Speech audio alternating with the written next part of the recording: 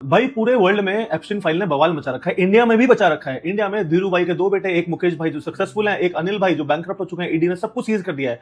बात शुरू होती है 2017 से। 2017 में सुलेमान नाम का बंदा दुबई बेस्ड था, उसने अनिल भाई को जेफरी एप्स्टीन से इंट्रोड्यूस कराया। उसके बातचीत होती है, जेफरी को मैसेज भेजते हैं कि भाई मैं दिल्ली में था और दिल्ली की जो लीडरशिप है, इंडिया की लीडरशिप, वो चाहती है कि आप जेरार्ड और बेनन को कनेक्ट करा दो, गाइडेंस चाहिए बेसिकली। वो 2 लोग कौन थे? जेरार्ड जो है वो ट्रम्प का दामाद, और बेनन जो था वो चीफ स्ट्रेटेजिस्ट था व्हाइट हाउस में। मोदी साहब की मीटिंग होती है, सब कुछ होता है, इजराइल जाते हैं, वहां पे सब कुछ होता है, उसके बाद रेफरेंसेज आते हैं, साइड रखो।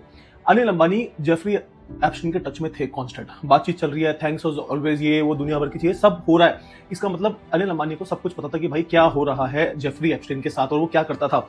अब आप सोचो कि उस टाइम 17 से लेकर 19 तक अनिल अंबानी की जितनी भी कंपनी थी सब डूबनी शुरू हो गई थी। और अगर आप थोड़ा सा पीछे जाओगे तो आपको याद आएगा कि 2014 में सरकार बनी, सरकार बनने के बाद 15 में रफाल की 36 प्लेन्स की डील हुई थी। उसके बाद उसका जो इंडिया का जो पार्टनर था फ्रांस से जो था वो डिसॉल्ट एविएशन था, वहां से इंडिया में जो हुआ, इंडिया में अनिल अंबानी को उसमें 50% स्टेक मिला था। 50% स्टेक में बहुत पैसा होता है, लेकिन वो कर्जे में डूबे हुए थे। उसके बाद भी चीजें नहीं बनी। सबसे पहला एक सवाल उठना चाहिए, जो रफाल से पैसा आया इतना सारा, उसके बाद भी आप बैंकरप्ट हो गए, आपको एप्स्टीन के पास जाना पड़ गया।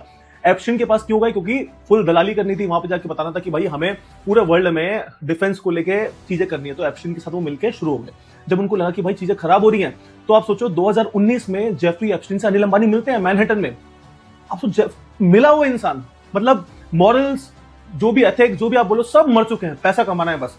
वो टाइम था जब अनिल अंबानी कर्जे में डूबे पड़े थे भाई साहब, पैसा पुलिस दरवाजे पर खड़ी थी कि भाई जेल में डाल लेंगे।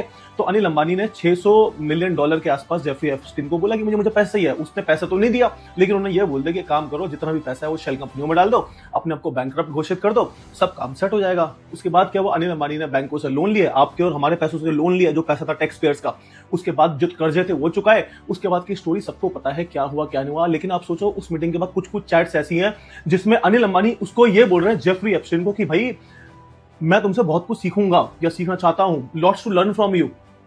आप सोचो ऐसा इंसान जो छोटी छोटी बच्चियों को लेकर आइलैंड पे इतना कुछ हुआ, उससे सीखना चाहता अनिल अंबानी। और लेगेसी देखो इंडिया में कितनी बड़ी फैमिली की है। और आज इसीलिए मोरालिटी जो बोलते हैं ना, यही है आज के टाइम पे। मुकेश अंबानी कहां पे है और अनिल अंबानी जेल के चक्कर खाने की आसपास ही है बस। इन लोगों ने बहुत कांड किए हैं और अभी तो एक किस्सा 1 है, इसके बाद मैं आपको और भी बताऊंगा। प्रोफाइल पे जाके आप मीरा नायर वाला वीडियो देखना, एपिसोड 1, उसमें भी आपका दिमाग खुल जाएगा। और अभी वीडियोस आते रहेंगे, बट अनिल अंबानी थू है।